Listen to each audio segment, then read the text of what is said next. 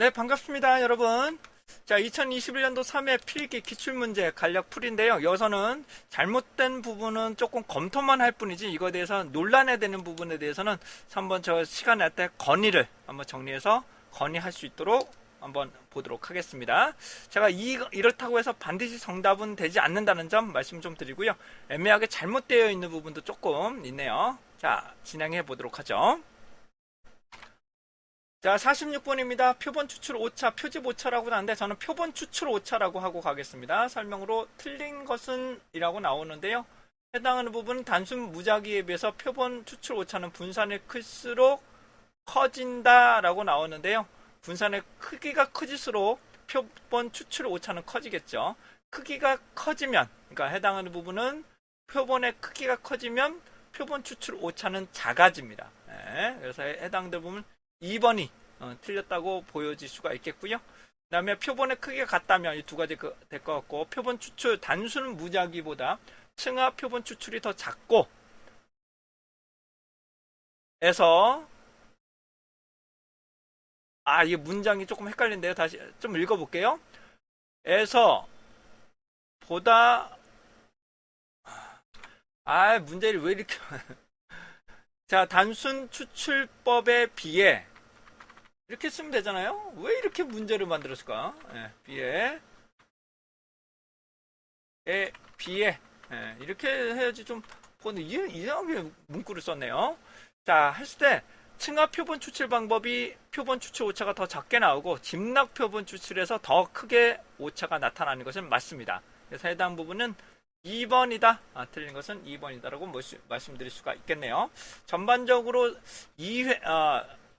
두 번째 조사본 2번 문제가 문제 자체가 그렇게 깔끔하진 않네요. 자, 통제되면 원래 관계가 없는 것으로 나타났던 것이 유관하게 나타난다. 없던 것이 관계가 있다고 나타나는 거니까요. 그러니까 원래 관계가 있었는데 변수를 통해서 어떻게 된다고요? 관계를 통제하니까 관계가 없는 것으로 해당 부분 통제 배제를 해버리니까 관계가 있게끔 나타난다는 거잖아요. 그럼 원래 관계가 있는 것을 없게끔 나타났으니까 47번은 2번 억제 변수가 맞습니다. 그렇죠? 해당되는 관계가 있었는데 관계가 없게끔 나온 거니까요. 우선 억압을 한 거기 때문에 억제 변수가 맞습니다.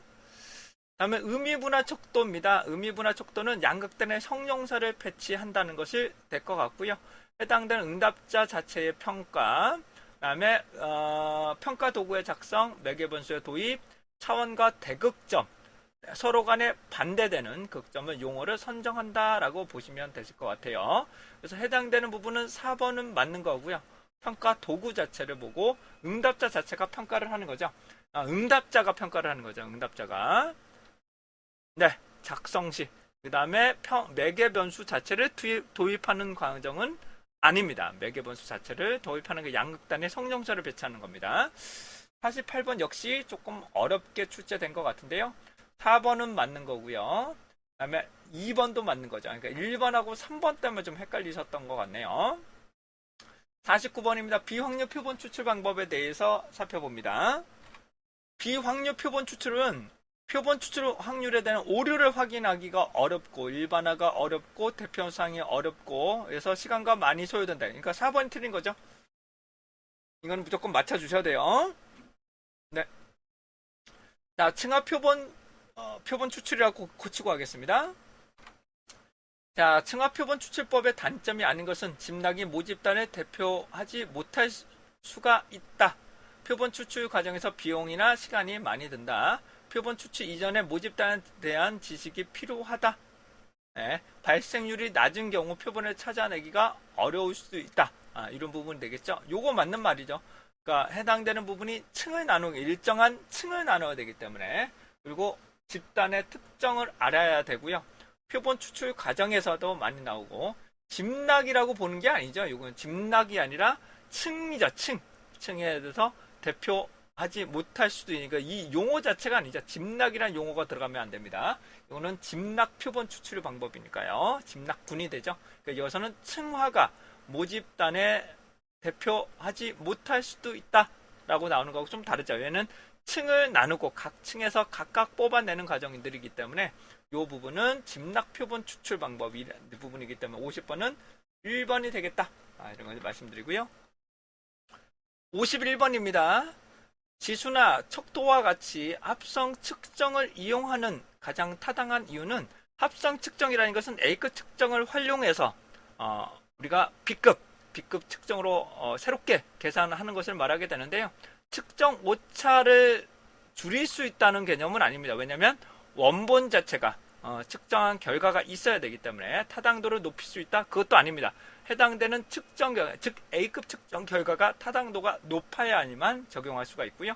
외적 타당도, 지수와 척도를 활용한다고 해서 외적 타당도가 가장 높아지는 건 아니고요. 설계상의 부분이 나타날 수가 있겠죠.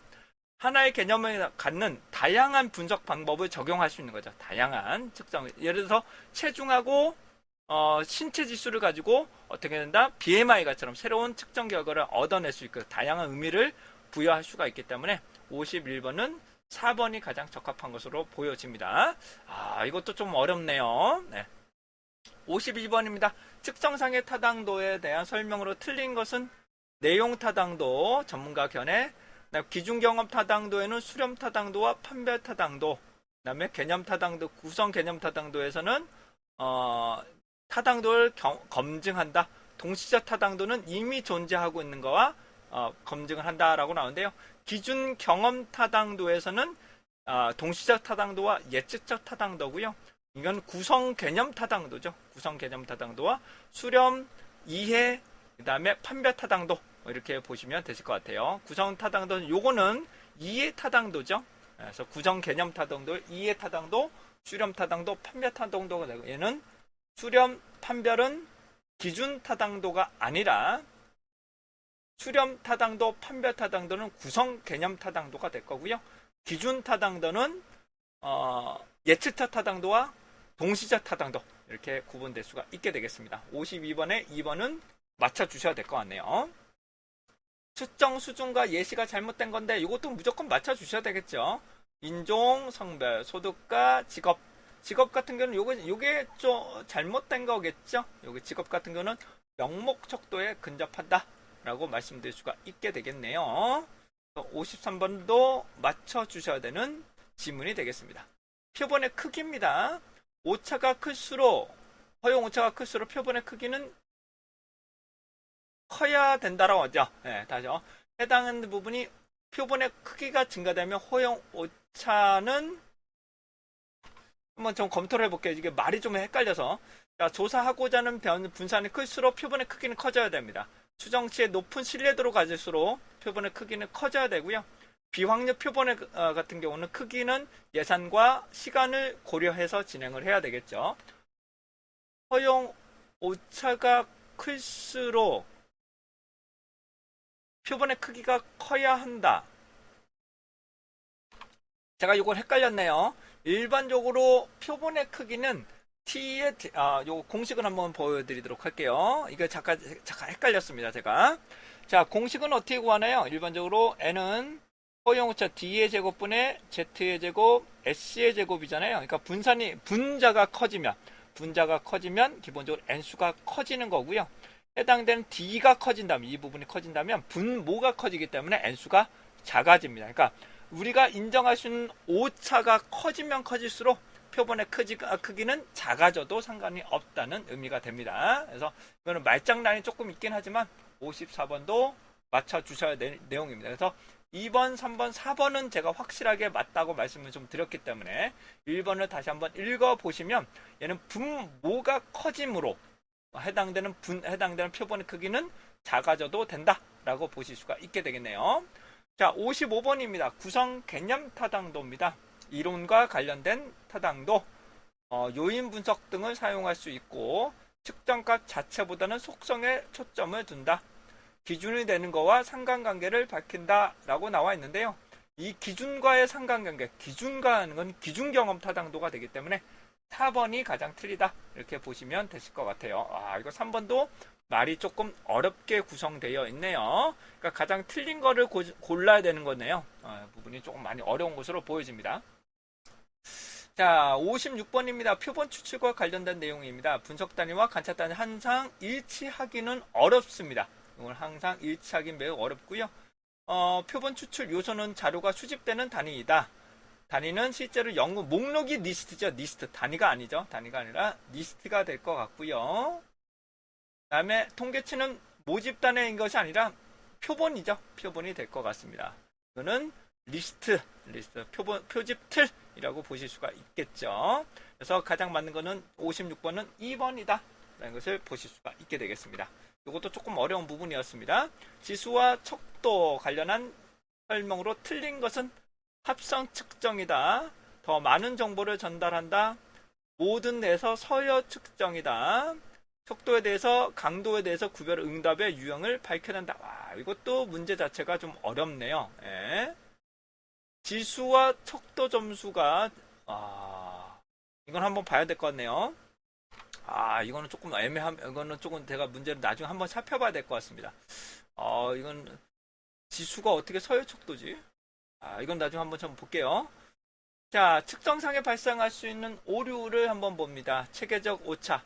해당 부분은 일정한 패턴 있게 나오는 것은 체계적 오차, 무작위로 발생하는 것은 비체계적 오차가 되겠죠. 그렇기 때문에 58번 같은 경우는 체계적 오차는 타당도와 관련된 부분이죠. 예.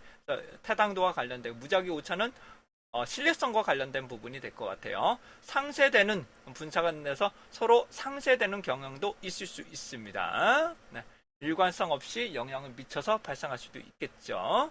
그래서 해당되는 부분은 58번은 1번입니다. 58번은 맞춰주셔야 될 부분이고요. 측정의 수준입니다. 절대 0점, 등간성, 등수 서열을 알 수 있다. 의미한 비율 척도가 가능하다. 59번은 4번이 되겠죠. 네. 자, 가상합니다.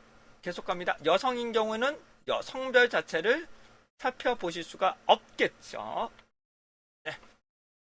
왜냐하면 여성으로만 구성했기 때문이죠. 자, 지금까지 맞추고자 하는 부분을 한번 좀 살펴볼 거고요. 좀 애매했던 부분 제외하고 요거 맞췄던 부분 한번 맞힐 수 있는 부분 살펴보도록 하겠습니다. 자, 그 경우를 살펴보니까 대략적으로 1보다는 조금 어려웠군요. 그래서 16개 정도, 18개 정도, 20%, 80% 수준이니까 18개 정도는 맞춰주셔야 될 것 같아요. 16개 정도. 최소한 19개, 16개 정도까지는 어느 정도 맞춰주셔야 되는 내용이 될 것 같습니다. 이상으로 사회조사 분석사 2021년도 3회 필기 문제 조사법문 두 번째인데 1번에 비해서 상당히 좀 어려웠던 것을 좀 보실 수가 있겠네요. 전반적으로 이론적인 충분한 정도도 필요하고 응답의 보기를 보고 필요 없는 것들은 제외하는 그런 스킬이 좀 있어야 된다는 부분도 조사법문 2에서 요구됐던 것으로 살펴봅니다. 내용적으로도 제가 봐도 좀 헷갈렸던 부분이 상당히 많이 있었던 걸로 보여지지만은 그래도 1 같은 경우는 다시 한번요. 1번 조사법문 1은 최소한 19개, 2번 같은 경우는 16개 정도까지는 맞춰 주셔야 되는 것을 살펴보실 수가 있게 되겠네요. 이상 사경원이었고요. 여러분들 고생하셨습니다.